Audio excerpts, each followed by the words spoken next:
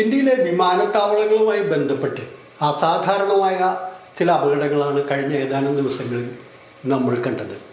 ഡൽഹിയിലെ വിമാനത്താവളത്തിൻ്റെ ടെർമിനൽ തകർന്നു വീണ് അവിടെ അതിൻ്റെ തൂണിനടിയിൽപ്പെട്ടിട്ട് ഒരു ടാക്സി ഡ്രൈവർ മരിക്കുന്ന ഒരു സംഭവം കഴിഞ്ഞ ദിവസം നമ്മൾ കണ്ടു. അതിനുശേഷം അവിടെയും കാര്യങ്ങൾ നിന്നില്ല. അത് ജബൽപൂരിലും മധ്യപ്രദേശിലെ ജബൽപൂരിലും ഗുജറാത്തിലെ രാജ്കോട്ടിലും സമാനമായ വിധത്തിൽ എയർപോർട്ടിൻ്റെ ടെർമിനലുകൾ പൊളിഞ്ഞു വീഴുന്ന സ്ഥിതിവിശേഷം ഉണ്ടായി. ഇതൊക്കെ അടുത്ത കാലത്ത് വളർന്നിട്ടുള്ള അധികം പഴക്കമൊന്നുമില്ലാത്ത പുതിയ എയർപോർട്ട് ടെർമിനലുകളാണ്. ഭാഗ്യവശാൽ ഈ രാജ്കോട്ടിലും ജബൽപൂരിലും ആളപായം ഉണ്ടായില്ല. ഡൽഹിയിൽ ഒരു പാവപ്പെട്ട ടാക്സി ഡ്രൈവർക്ക് ജീവൻ നഷ്ടപ്പെടുകയുണ്ടായി. അതുപോലെ തന്നെ നമ്മൾ അത്ഭുതാവഹമായി കണ്ട ഒരു കാര്യം എന്ന് പറയുന്നത് വലിയ ആഘോഷത്തോടുകൂടി വലിയ പ്രചണ്ഡമായ പ്രചരണത്തോടു കൂടിയൊക്കെ തുറന്നു കൊടുത്തിട്ടുള്ള രാമക്ഷേത്രം, അയോധ്യയിലെ രാമക്ഷേത്രത്തിൽ മഴ പെയ്തപ്പോൾ ചോർച്ച ഉണ്ടായി. മാത്രമല്ല ക്ഷേത്രത്തിനകത്തേക്ക് അതിൻ്റെ കോമ്പൗണ്ട് ചുറ്റുപാടുമൊക്കെ വെള്ളത്തിൽ മുങ്ങിക്കിടക്കുന്ന ദൃശ്യങ്ങൾ നമ്മൾ കാണുകയുണ്ടായി. അതുമാത്രവുമല്ല, അയോധ്യയിലേക്ക് വരുന്ന രാജകീയമായി പണിത പ്രധാനമന്ത്രി ഉദ്ഘാടനം ചെയ്ത വലിയ കൊട്ടിഘോഷിക്കപ്പെട്ടിട്ടുള്ള റോഡുകൾ തകർന്നു വീണു. ചില സോഷ്യൽ മീഡിയയിലൊക്കെ നമ്മൾ കണ്ട ചില കുഴികൾ കാണിച്ചിട്ട് രാമൻ്റെ കാൽപാദം പതിഞ്ഞ ഇടം എന്നൊക്കെ പറഞ്ഞുകൊണ്ട് ഉള്ള ട്രോളുകളൊക്കെ നമ്മൾ കണ്ടിരുന്നു.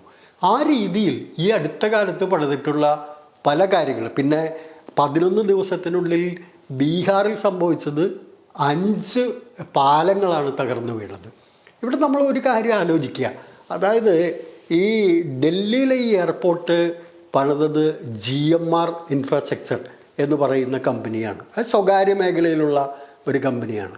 അതുപോലെ തന്നെ ജബൽപൂരിലെ വിമാനത്താവളം പണിതിട്ടുണ്ട് NKG ഇൻഫ്രാസ്ട്രക്ചർ എന്ന് പറയുന്ന ഒരു കമ്പനിയാണ്. അയോധ്യയിലെ രാമക്ഷേത്രവും അനുബന്ധ സൗകര്യങ്ങളും ഒക്കെ നിർമ്മിച്ചിട്ടുള്ളത് വളരെ പോപ്പുലറായിട്ടുള്ള വളരെ പ്രശസ്തമായിട്ടുള്ള L&T ആണ് നിർമ്മിച്ചിരിക്കുന്നത്. ഇതെല്ലാം സ്വകാര്യ മേഖലയിൽ തന്നെയുള്ള കമ്പനികളാണ്.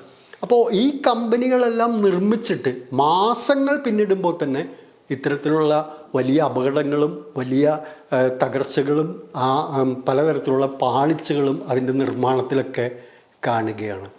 ഇത് എന്തുകൊണ്ടാണെന്നറിയില്ല. ഇതിനെക്കുറിച്ചുള്ള റിപ്പോർട്ടുകളെല്ലാം മാധ്യമങ്ങളിൽ വന്നിരുന്നു. പക്ഷേ പല മാധ്യമങ്ങളിലും നമുക്ക് വളരെ സൂക്ഷിച്ച് നോക്കിയാൽ പോലും GMR ഇൻഫ്രാസ്ട്രക്ചറാണ് ഡൽഹിയിലെ എയർപോർട്ട് നിർമ്മിച്ചതെന്നോ അല്ലെങ്കിൽ L&T ആണ് ഈ രാമക്ഷേത്രവും അനുബന്ധ അടിസ്ഥാന സൗകര്യങ്ങൾ നിർമ്മിച്ചത് എന്നടക്കമുള്ള കാര്യങ്ങളൊന്നും അങ്ങനെ കാണാറില്ല. പിന്നെ മറ്റൊരു കാര്യം ഡൽഹിയിൽ നമ്മൾ കണ്ടത്, മഴ പെയ്ത ഉടനെ തന്നെ G20 വേണ്ടി പണിതിട്ടുള്ള പ്രത്യേക ടണലുകളിലെയും സബ്വേകളിലെയും ഒക്കെ സ്ഥിതി നമ്മൾ കണ്ടു. എല്ലാത്തിലും വെള്ളം കയറി ആകെ തകർന്നു പോകുന്ന ഗതാഗത യോഗ്യമല്ലാതാവുന്ന സ്ഥിതിയിലേക്ക് G20 നടന്നിട്ട് 1 വർഷം പോലും ആകുന്നില്ല എന്ന് നമ്മൾ ആലോചിക്കണം. അപ്പോൾ ഇതൊക്കെയാണ് ഈ ഇന്ത്യയിലെ കൺസ്ട്രക്ഷൻ മേഖലയിൽ സ്വകാര്യ കമ്പനികളുടെ നിർമ്മാണത്തിൻ്റെ മികവ് കൊണ്ട് സംഭവിക്കുന്നത്. ഇവിടെ ഇത് പറയാൻ കാരണം എപ്പോഴും നമ്മൾ പറയും സ്വകാര്യ മേഖല പൊതുമേഖലയിൽ ഏൽപ്പിച്ചിട്ടുണ്ടെങ്കിൽ എല്ലാം മോശമാവും, അത് തകർന്നു പോവും. സ്വകാര്യ മേഖലയാണ്. ഈ സ്വകാര്യ മേഖലയിലെ കമ്പനികളാണ് ഈ L&Tയും GMR ഇൻഫ്രാസ്ട്രക്ചറും NKG ഇൻഫ്രാസ്ട്രക്ചർ പോലുള്ള കമ്പനികളെല്ലാം. അവർ പണിത ഇത്തരം കാര്യങ്ങൾ എന്തുകൊണ്ടാണ് ഏതാനും മാസങ്ങൾക്കകം പൊളിഞ്ഞു വീഴുന്നത്? ആരെങ്കിലും ഏതെങ്കിലും മാധ്യമങ്ങൾ, ന്യൂസ് ചാനലുകൾ ചർച്ച ചെയ്യുന്നുണ്ടോ? ഇല്ല. ഇത്തരം പേരുകൾ പോലും, ഈ കമ്പനികളാണ് നിർമ്മിച്ചതെന്ന പേരുകൾ പോലും വാർത്തയിൽ നമുക്ക് കാണാൻ കഴിയില്ല. ഇവിടെ ഒരു കാര്യം സൂചിപ്പിക്കാനുള്ളത്, നമ്മുടെ പാലാരിവട്ടത്ത് ഒരു മേൽപ്പാലം ഉണ്ടായിരുന്നു. ആ മേൽപ്പാലം അപകടാവസ്ഥയിൽ ആയി എന്ന് കണ്ടപ്പോൾ ആ മേൽപ്പാലം വീണ്ടും പണിതത്, അതിനെ വീണ്ടും പുനർനിർമ്മാണം നടത്തിയത് കേരളത്തിലെ ഏറ്റവും പോപ്പുലറായിട്ടുള്ള ഊരാലുങ്കൽ സൊസൈറ്റിയാണ്. ആ ഊരാളുങ്കൽ സൊസൈറ്റി അത് നിശ്ചിത സമയത്തിന് ഉള്ളിൽ തന്നെ മുമ്പ് തന്നെ പൂർത്തിയാക്കി. അതിന് അവർ നേരത്തെ ടാർഗറ്റ് ചെയ്തിരുന്ന തുക ആയില്ല, ബാക്കി തുക ഗവൺമെൻറ്റിലേക്ക് കൊടുക്കുന്ന സ്ഥിതിവിശേഷം വരെ ഉണ്ടായി. പാലം വളരെ സ്ട്രോങ് ആയി അവിടെ നിലകൊള്ളുന്നു.